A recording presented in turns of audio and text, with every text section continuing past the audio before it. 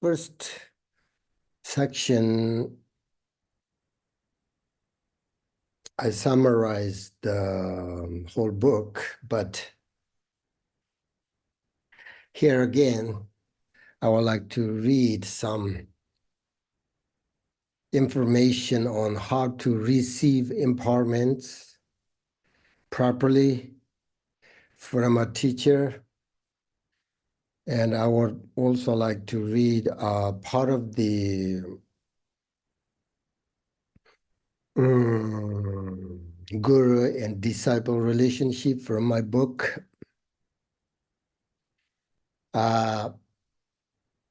This is good opportunity today, I thought, because many people have asked me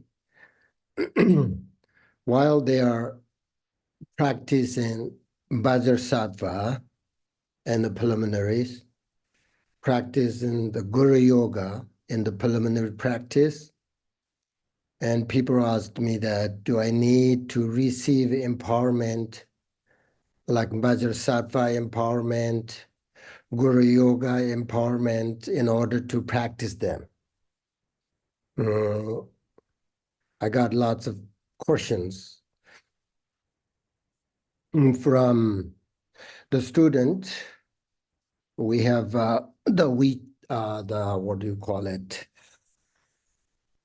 The WhatsApp group. We have like 50 people who are practicing preliminaries. I'm very happy, but people asked me like when they practice Vajrasattva Guru Yoga, do they need empowerment, receive empowerment, and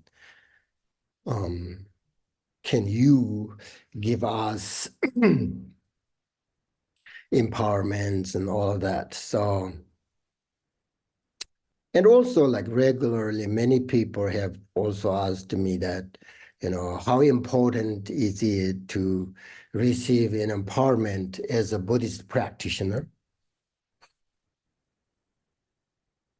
So for that reason, I think this is a good opportunity to explain all these things. Generally, in Vajrayana, empowerment is considered as the highest blessings a teacher could offer. But as you know, these days, many people are not familiar with the meaning of empowerment. And many people are misunderstand how to receive empowerment and Tantric teachings. As you know, there are some problems with empowerments and Tantric teachings in many places, including Tibet. This situation is much worse in some other places. I don't want to say the name, but so it's a very complicated situation. And I think most Westerners will not understand how to do it properly without a good foundation, which means without studying, learn about empowerment, studying about Tantric teachings and samayas.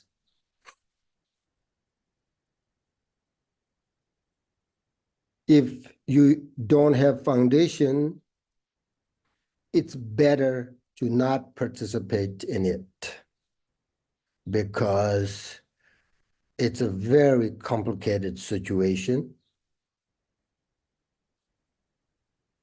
and it will not be helpful. So better we need a practice that's well directed, easy to apply, and powerful enough to be able to eliminate negative thoughts and emotions like, as I said, bodhicitta practice, like preliminary practices. So for that reason, I think it's a perfect time to talk about it and educate you, uh, you know, talk about these things from my own experience. So I'm going to read some information about it. So again, if you have the book, take a look, page 151. The empowerment,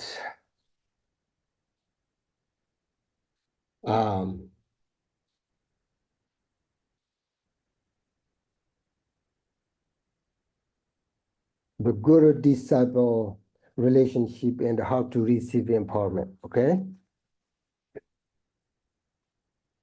Okay, I'm going to read with you a little bit, then we can explain. Empowerment is the first door to entering the practice of Tantra. Therefore, the path of Vajrayana must be attained and depends upon empowerment, as advised by great teachers such as Kanchen Lodhu. You may not know him. He is the most important teacher alive in Tibet. And in my opinion, he is the best teacher that we have right now.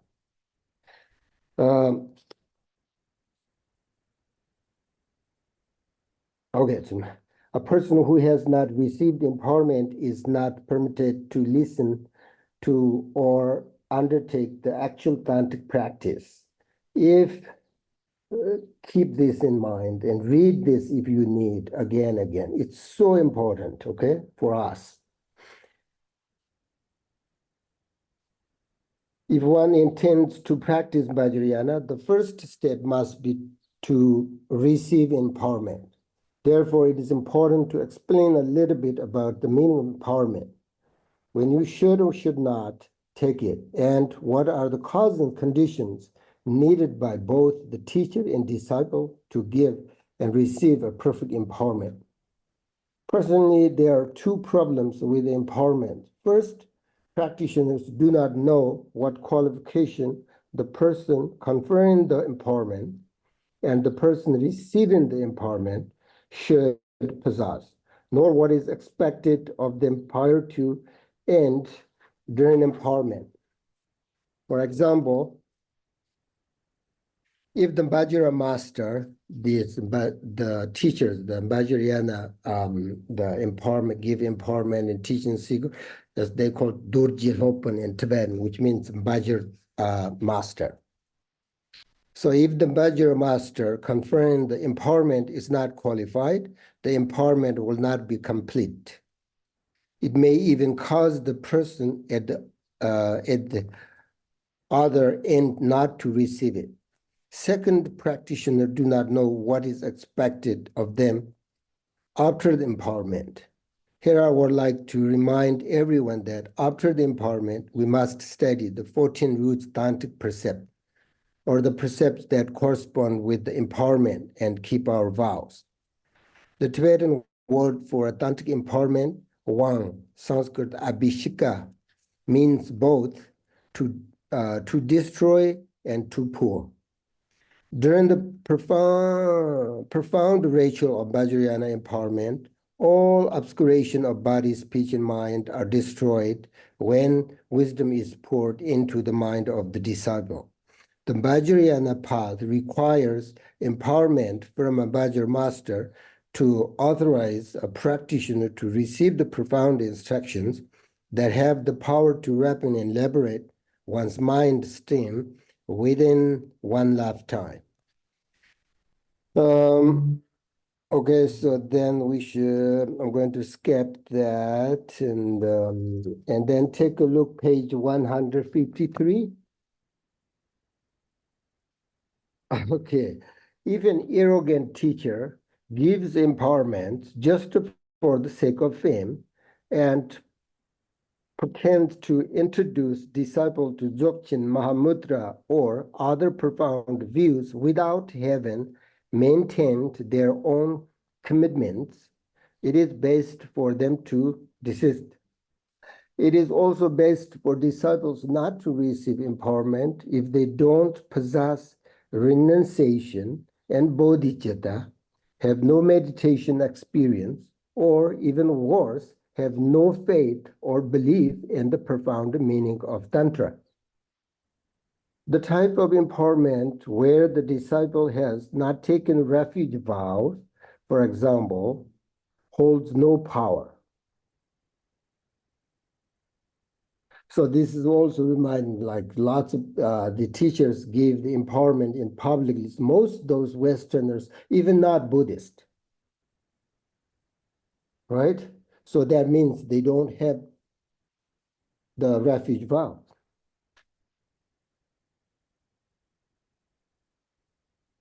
This is happening all the time, unfortunately. The most important points and requirement of a disciple, Kanchen Tsurumlodu says, are summarized in these five. First, renunciation. Second, bodhicitta. Third, faith. Fourth, comprehension of the teachings and the initiation and ability to visualize the deity and mandala during the initiation. And fifth, ability to uphold the tantric precept after the empowerment. Okay? If any of these points is missing, one cannot receive empowerment at all. Okay, then skip that. Take a look, 140, 54. In previous times, empowerment would not be given in public to large groups of people.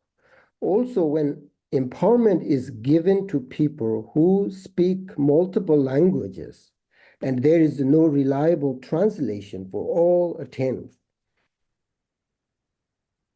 there is some doubt whether all will effectively receive the empowerment. For an empowerment to be effective and meaningful, both the Vajra master and the disciple must remain focused mindfully on the meaning of the words and the ritual. If this is not the case, we can only wonder whether it is beneficial. This is clear from the teachings of the masters. As Döngyur Rinpoche says, the previous Döngyur Rinpoche who passed away, in previous times when the profound meaning of empowerment was conferred, it was only for those who were certain to be able to practice and to maintain the samaya. There was no tradition of conferring it everywhere. There were true empowerment in which every word definitely carried symbolic meaning, and one definitely needed to contemplate its meaning. It is presumptuous to think otherwise, as if just having an empowerment object, such as the vase touched to the crown of your head, tasting the water from the vase, and so on, will ripen one's mind. Similarly, Bhakti which admonished, there are many teachers these days who practice the teachings without understanding them. By their base deeds, they ruin the Buddhist precious teachings, source of all benefit and bless from the foundation. Receiving teachings from a guru based solely on their fame or high rank is just exercise in blind faith. As stated in both the sutras and tantras, teachers and disciples must first examine each other carefully. It is important for us to follow this advice and genuinely investigate each other before giving or receiving empowerment. When the guru is examining the disciple, if they do not know the disciple's label, they should start with the sutra teachings and give tantric teachings gradually. If they know the disciples' level, they should, as Chapter Chorander advised, the great master in Tibet, Chapter Chor, the Dzogchen master, given teaching accordingly. Therefore, teachers who wish to benefit others should give profound Dharma teachings that are full of benefit and not dangerous, such as those on love, compassion, bodhicitta, the four thoughts, and so forth. If by doing so they reveal the path of what to adopt and what to abandon in accordance with the karma, what could be more beneficial to living beings and the Buddha's teaching than that? The power of the Vajrayana life and the purify of the unbroken continuity of the lineage transmission from master to student. Before receiving empowerment, use your best judgment to examine the lineage of the teacher from whom you wish to receive empowerment and instruction. Develop an understanding of the lineage teachings so as to develop your faith. Faith is the key that opens the door to the blessings of realization that are transmitted during empowerment. There are lots of histories, like in Buddhism in the ancient time, like when masters given empowerment, the disciples realized the true nature of the Buddha nature, you know? That is the right condition, right teacher, right student, everything right, cause and conditions, you know?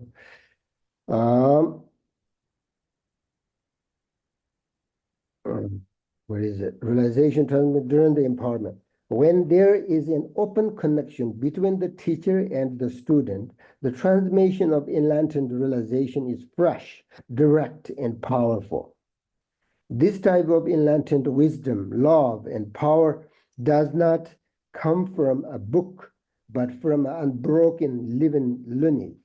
Therefore, to enter the Vajrayana and practice Tantra, we must receive empowerment from a qualified guru with a pure view and faith as our foundation.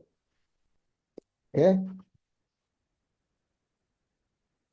Okay, there's some about Buddha nature. Yeah, okay, so that's that.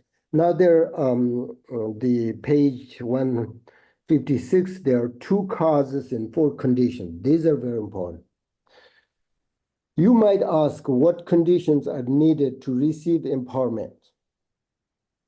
How is the transcendent wisdom, which is the meaning of the empowerment, generated? How is the potential for transmission into the enlightened state placed in the mind? How can the correct cause be generated and problems be avoided? In answer to these questions, Mopam Rinpoche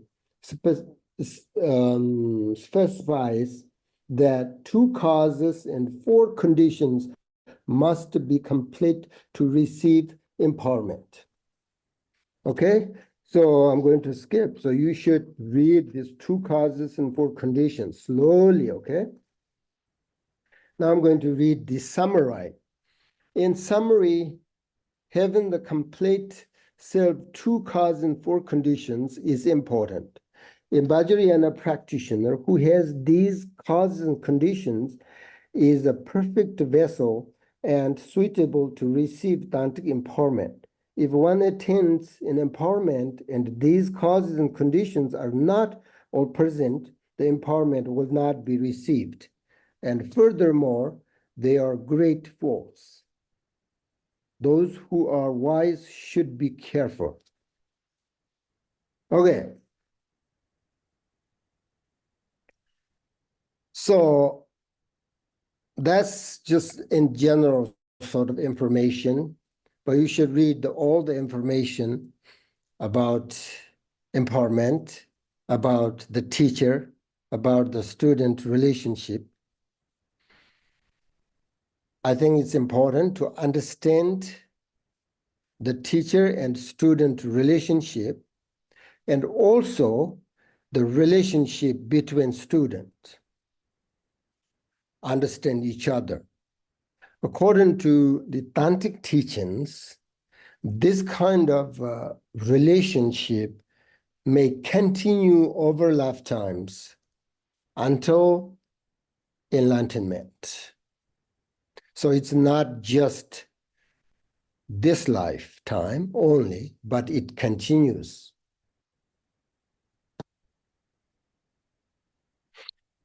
So in order to receive an empowerment,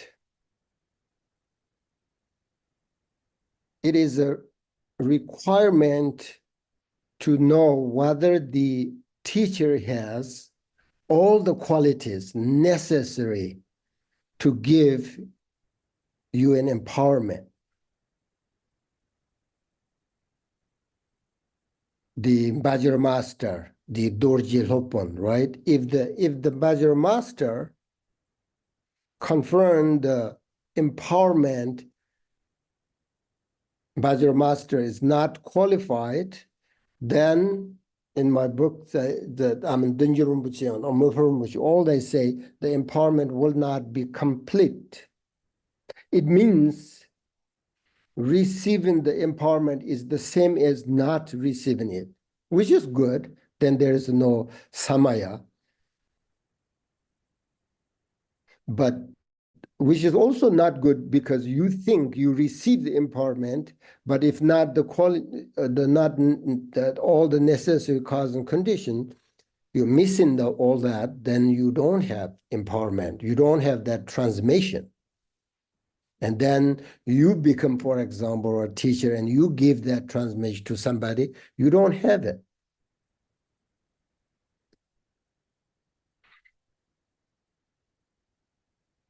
So this is, I think, very important. No one really knows exactly how to receive an empowerment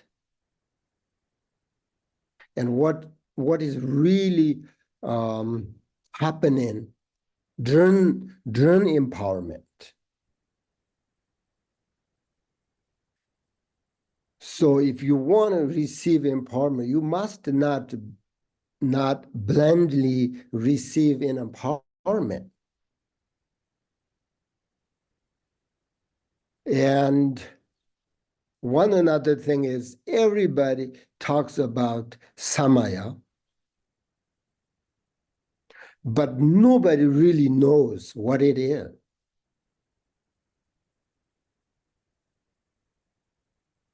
So I would like to remind everyone, if you want to receive an empowerment, you must study at least the 14 root tantric precepts, the samaya, or the precepts that correspond with the empowerment that you're going to receive.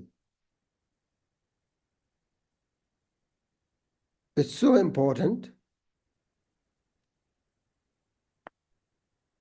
because when you continue as a Buddhist practitioner, as a tantric practitioner, when you continue to receive teachings and study them with your examination, then you will understand that you need a good connection between yourself and the teachings. You need good connection between the teacher and yourself, all this connection. So you need to find a teacher who is also coming from an authentic lineage.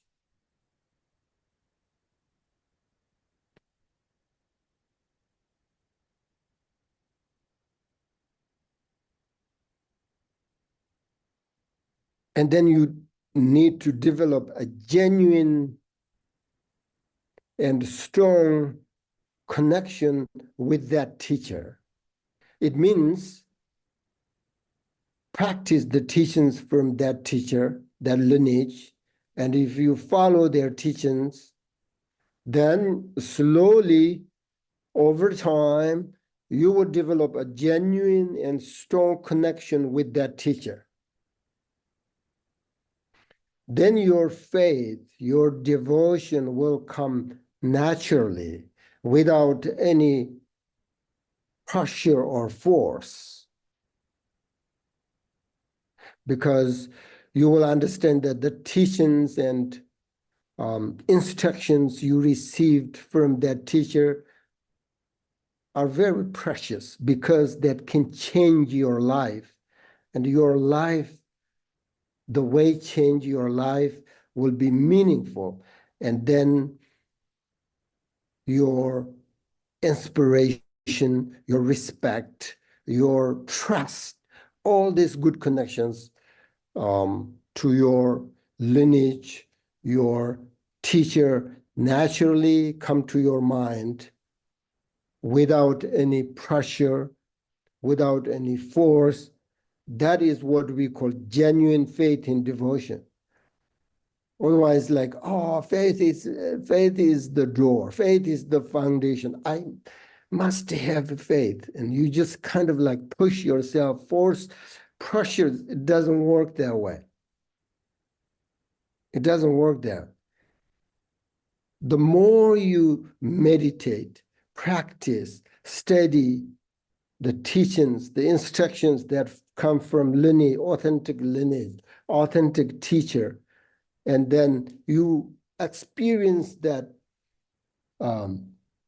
practice from that teachings and change your mind, change your life, then all faith, devotion, respect, everything will come naturally into your mind. Then you have a genuine faith in devotion and never change.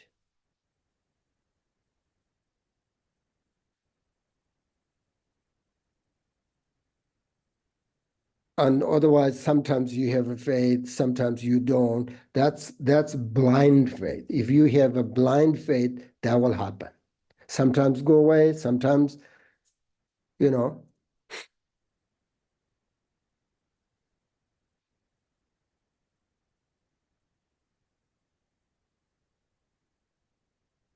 So that sort of genuine faith and devotion naturally come to your mind. And that is an important key that opens the door to receiving tantric empowerment and secret teachings. You just don't know this teacher, but you just heard his or her name because famous, and then given the empowerment in large sort of group public, and then you go there. How? That's not, it takes long time to come to your mind, this genuine faith and devotion. All the great masters, the tantric teachers and Bhajar masters uh, say that you cannot receive empowerment until you have this genuine devotion, faith in your mind.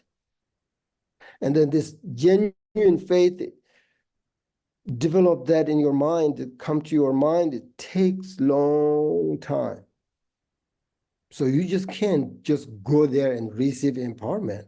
You needed that connection with that teacher, with that teachings. Then so powerful, because but tantric teachings are very direct, like hit you're there, you know. If you have the right cause and conditions, it can wake you up right away. That's why tantric teachings secret.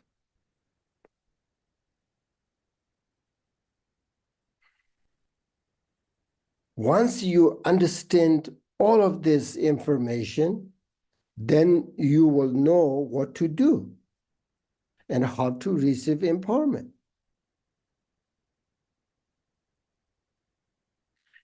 As I said, a lot of people misunderstand the Vajrayana practices and also misunderstand the teacher and student relationship.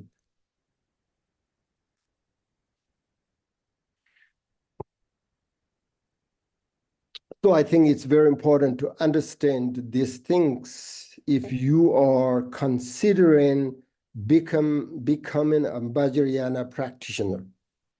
Becoming a Vajrayana practitioner is very important, but not everybody can do it. So this foundations and important to understand these things, then otherwise, it could be very, very, very dangerous.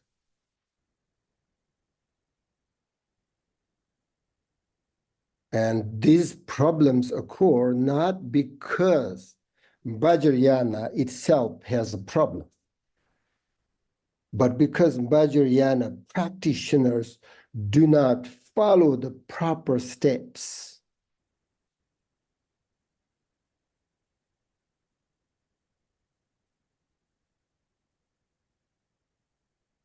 Therefore, to stop these problems and damage, destroy the Vajrayana teachings, we need to educate those who want to practice Tantra.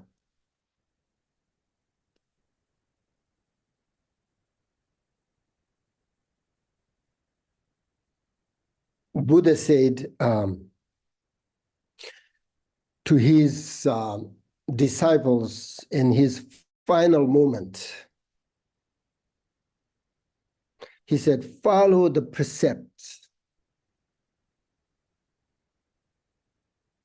It means before you take any vows,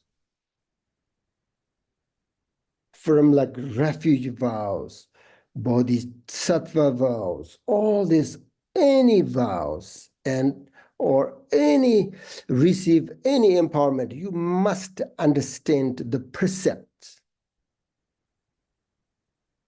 and investigate them and make sure that you know whether you can or you want to keep or follow the precepts or not.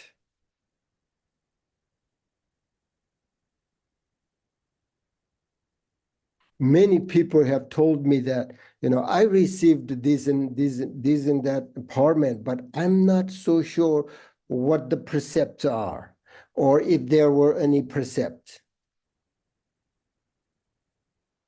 That's blindly receive empowerment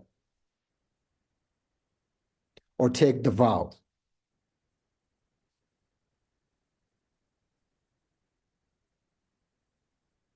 So you should make sure this doesn't happen to you. When Adisha was about to pass away in Tibet, he said, follow the teachings. Do not seek teachings from a teacher who looks for gold.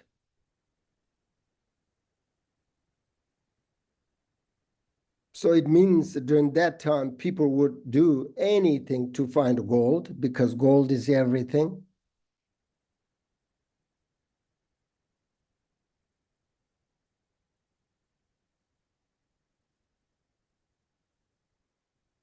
So all these great masters, include Buddha himself, in order to receive these things, you have to educate yourself first. So many people know they have received an empowerment, but they know nothing about the Samaya vows.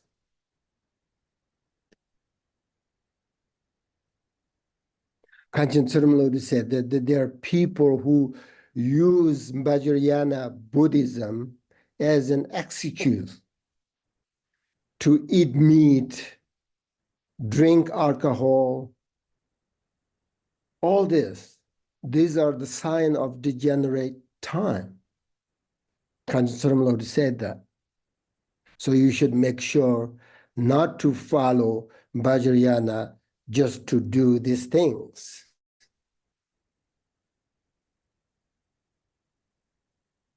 Otherwise, people misunderstand. Oh, Vajrayana, some people, the thing that, oh, Vajrayana teaching is so open, is we can do everything, whatever we want, and there is no, nothing that we can't do. It's not that. So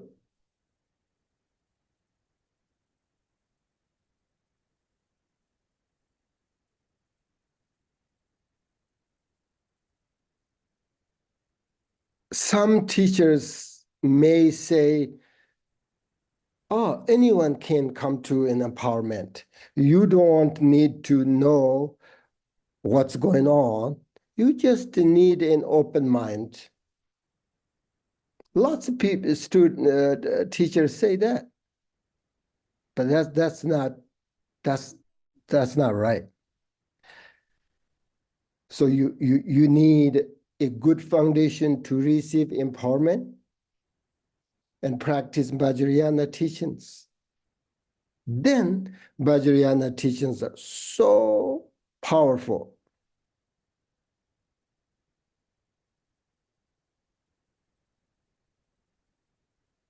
Your understanding, these are the foundation, your understanding, your faith, your devotion, your trust, your connection, your investigation. All of these are the foundation. With this good foundation, you can receive everything you want, and you know, and you must keep your vows, and you have to trust and respect that teacher and the teachings after you received an empowerment, because you need that connection in order to discover. Empowerment is about the nature of mind. There's a different way to introduce, pointing out instruction.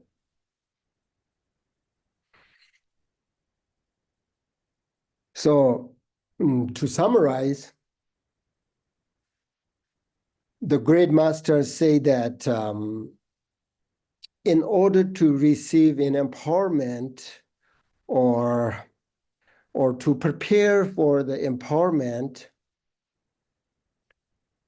you must have some renunciation mind, some kind of bodhicitta mind, and especially faith in the tantric teachings, and ability to visualize the deity, the empowerment, the ritual, always related to deities, right? And the mandala during the empowerment. And more importantly, ability to uphold the tantric precepts after the empowerment. So you see, that's the general foundation that you need in order to receive an empowerment. And then there is the specific foundation that you also need. First, you need to understand what the tantric samayas are. Second, you need to understand the two causes and four conditions. Then the third, you need to investigate whether or not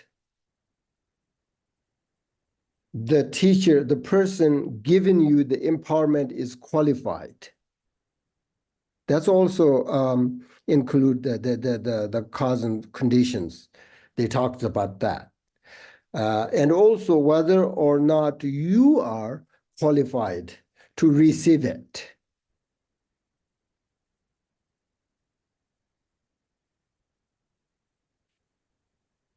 So these are very different than like given teaching about bodhicitta.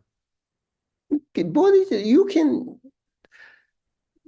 give teachings like about bodhicitta, even though you don't have bodhicitta mind, there's nothing wrong. It's really good. And you can teach bodhicitta anyone, even like evil person. You don't need anything. Just you can give teachings, receive teachings like that. But Vajrayana teachings, not like that. That's why Vajrayana is very high, like so. But these days, it's just opposite. They give you this all teachings, empowerments, and then maybe after that they give you the teachings of bodhicitta, love, compassion. It's just opposite. So I want to be clear. This information and words are not coming directly from my own experience. I'm just repeating what the great masters of the past have already said about the tantric teachings and empowerments and all that, and how the tantric teachings um, have advised us on receiving in empowerment. I'm just repeating all these great masters already, there's no need to make up anything new about these things, since these masters of the past have already written all this down very clearly.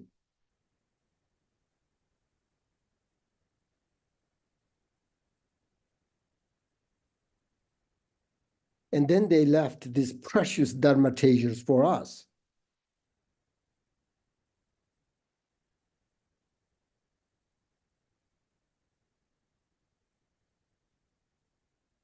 So I just am giving all of you this information from the great masters who have already written it down, that I studied with my great masters, like Kanchen Pamatsewa never gave like empowerment. Like before he passed away, like maybe 2 empowerment.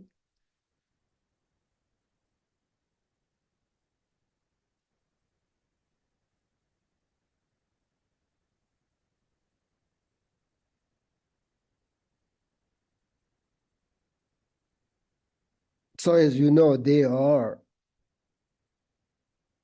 or they were, some problems and misunderstanding between the Bajra master, the teachers and student.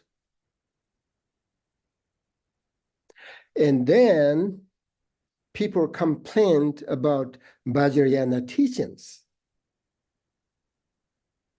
I think that's totally wrong.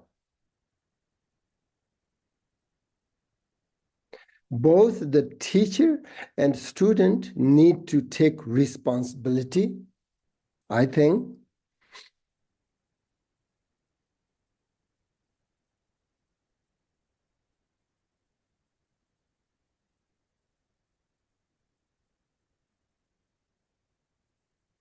Therefore, Vajrayana teachings traditionally are kept secret.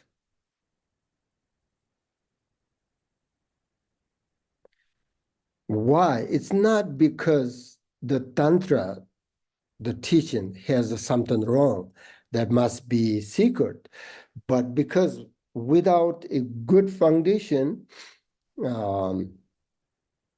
many go down a path that is not suitable for those students. In this book I wrote, it's like a what they call like empty bamboo tree. You put a snake in it, either go up or down. There's no other way to get out. So tantric teachings like that go either you go up or go down. That's why it kept secret.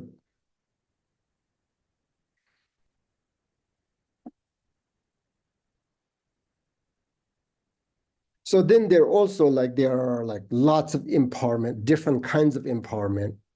So you have to understand all of that in order to receive empowerment.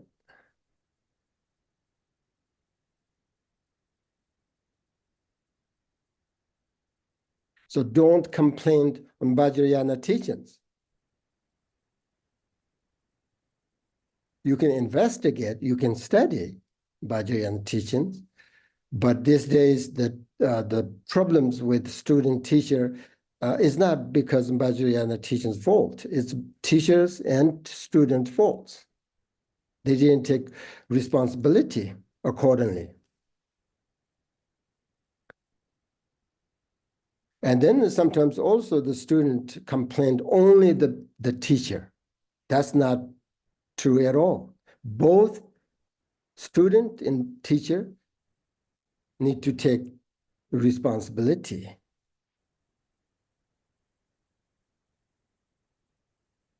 Right? So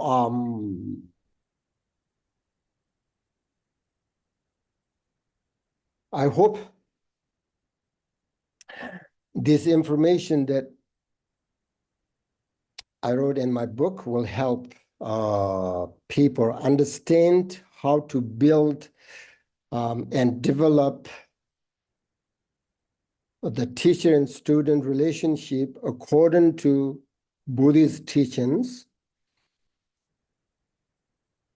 And I hope it helps people understand how to receive empowerment and how to receive tantric teachings.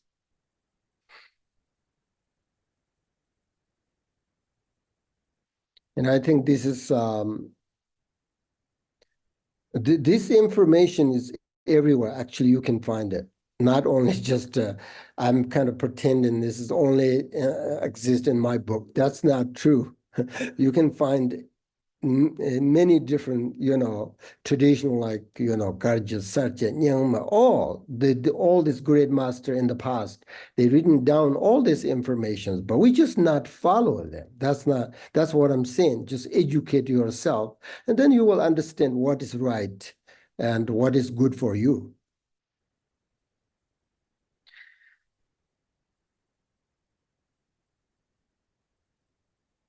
So I think it's very important to understand for those who want to receive empowerment. Empowerment is very important if you want to practice Vajrayana teachings and follow the tantric practice. That is like the key, the door. But at the same time, as I said, you go up or down. That there's just two, no other choice.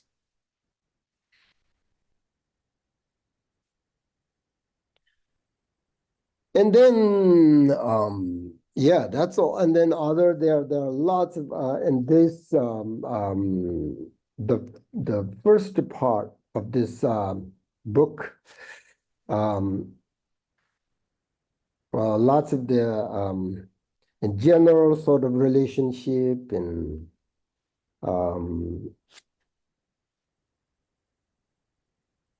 so you can read those slowly.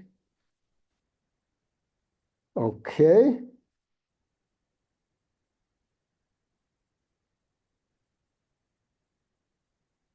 What else? That's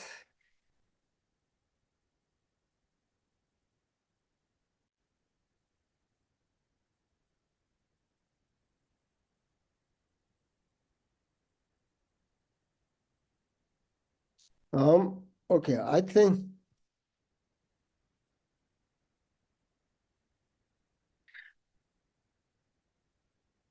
that's all. And about the empowerment and tantric teachings. And Um, we're going to meditate on, in this book, also there are lots, a big portion of this book, it's about shamatha practice, shamatha and vipassana, but especially shamatha practice. So I'm not going to read or teach on it, but we can just meditate on shamatha a little bit. It means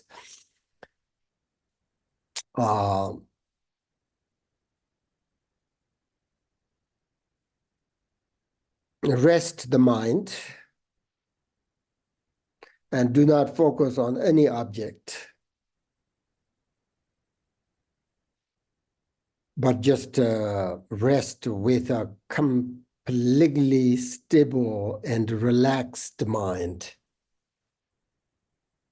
So people sometimes say like meditate shamatha and vipassana together, right? So that means resting without thought, without focus on any object is shamatha meditation. And vipassana, being not only without thought, without focus on any object, but also recognizing the awareness of the mind itself is what we call vipassana meditation, I think. So basically you can integrate like shamatha, vipassana meditation together. So your mind, the resting part of your mind is the shamatha. Recognition, this kind of awareness of mind itself part is the vipassana, I guess, you know. So if you do that, then you are meditating both shamatha and vipassana together. And if you have trouble like rest in your mind or without thought or recognizing the awareness mind itself, then as I said, remember the three methods, okay, that I wrote in my book. Again, resting, continuous resting, and repeatedly resting, okay. And also, I recommend you should read the shamatha meditation section. I think there are some good meditation methods that are from my teachers. That goes back to the Longchenpa tradition. All these instructions coming from all the Enlightenment masters. So they may help your meditation, right? So we all are human beings, but each people, we all different. That's why we need different methods. That's why you have to study the teachings of Buddhism, because there are lots of instructions, methods. One instruction doesn't work for everyone. So I like this kind of three methods, but they may not work for you. So you have to find a different one. Because otherwise meditation is really difficult without methods and instructions. It's just very difficult because our mind is so controlled, right? And we have this powerful, strong habit. it's really hard to change.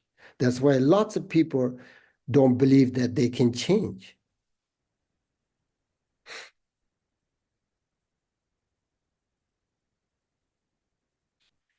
Um, what else? Okay, so I think that's all. Just I'm going to, let's see, meditate for 5 minutes um, on that, on shamatha vipassana together. Okay?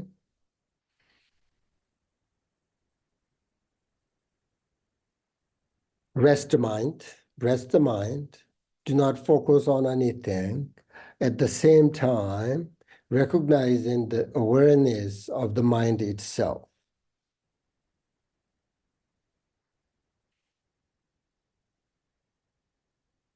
We'll meditate on that for 5 minutes.